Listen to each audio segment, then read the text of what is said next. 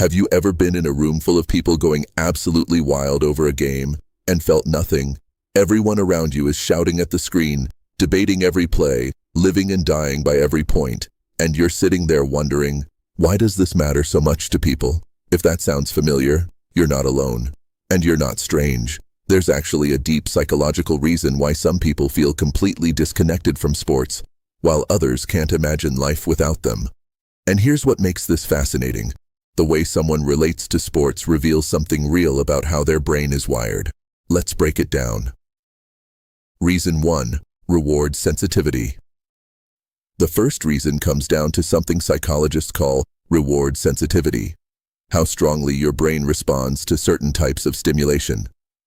For sports fans, competition, unpredictability, and collective excitement trigger powerful emotional rewards.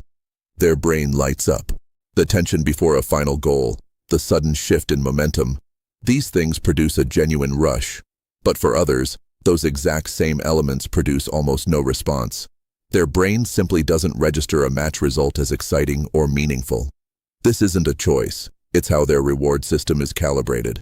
These people still feel excitement, passion, and joy. It just gets triggered by something completely different. Maybe it's music, technology, solving a complex problem, or building something from scratch. The intensity of emotion is the same. The source is just different. Reason 2. How they build identity. Social psychology research shows that people often use group membership to build a sense of who they are. Sports teams are one of the most powerful group identity systems in modern culture. When you support a team, you instantly belong to something, a community, a shared story, a collective emotion. But not everyone builds identity through groups. Some people develop their sense of self through individual pursuits, their ideas, their craft, their values, their personal growth. For them, attaching their emotional well-being to the performance of a team they have zero control over feels disconnected from who they actually are. This isn't antisocial behavior. It's a different, and equally healthy, way of building a stable identity. Their sense of belonging comes from within, not from a shared scoreboard. Reason 3. Early exposure. Here's a reason that often gets overlooked. When sports aren't part of your childhood, your brain never builds the emotional architecture for it. People who grow up in homes where Saturday means football, where a team's victory is a family celebration, those people develop a deep emotional connection to sports almost automatically. It's not a decision, it's absorbed. But if someone grows up in an environment where sports simply aren't present or valued, their brain never forms those associations. As adults, sports feel unfamiliar. Not bad, not boring, just emotionally neutral in a way that no amount of exposure later in life fully changes. This is why it's nearly impossible to convert someone into a sports fan as an adult. The neural pathways were never built during the window when they form most naturally. Reason 4. Cognitive style. Some people are naturally drawn to activities that reward deeper analysis, long-term thinking, and creative problem-solving. While sports absolutely involve strategy and real-time decision-making, they don't offer the kind of sustained, deep engagement that certain minds crave. Research on cognitive styles suggests that people who score high on what's called need for cognition, the genuine enjoyment of effortful thinking, tend to gravitate toward topics like science, business, philosophy, or technology. It's not that sports are too simple for them. It's that the type of complexity sports offer doesn't match the type of complexity they find satisfying.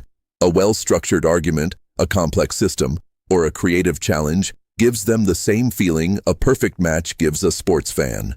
Different minds, different engagement styles, both completely valid. Reason 5. Emotional preferences. Sports are, at their core, a choice to invest emotionally in an outcome you cannot control. For some people, that's exhilarating. The unpredictability is the whole point. But for others, choosing to let an external result determine how they feel for hours or days feels genuinely draining rather than rewarding. Research in emotional regulation shows that some individuals naturally prefer emotional experiences that come from mastery, creation, or personal growth, things where their effort directly shapes the outcome. They find deep satisfaction in those internal rewards. This doesn't mean they avoid emotion. It means they prefer to generate their emotional highs through things they actually have a hand in. A musician finishing a piece they've worked on for months. A writer completing a chapter they've rewritten 10 times. A developer watching their code run for the first time. Those feelings are just as intense. They're just earned differently. Reason 6. Independent thinking. There's one more reason worth mentioning, and it's subtle but significant. Sports are one of the most universally shared cultural experiences on the planet. Engaging with them is, in many ways, the socially default choice. It's what most people do. It's what conversations naturally drift toward. Research in personality psychology shows that people who are less driven by social conformity tend to diverge from widely shared mainstream interests, not as a statement, but simply because their internal compass points somewhere else. People who don't follow sports usually aren't making a deliberate contrarian choice.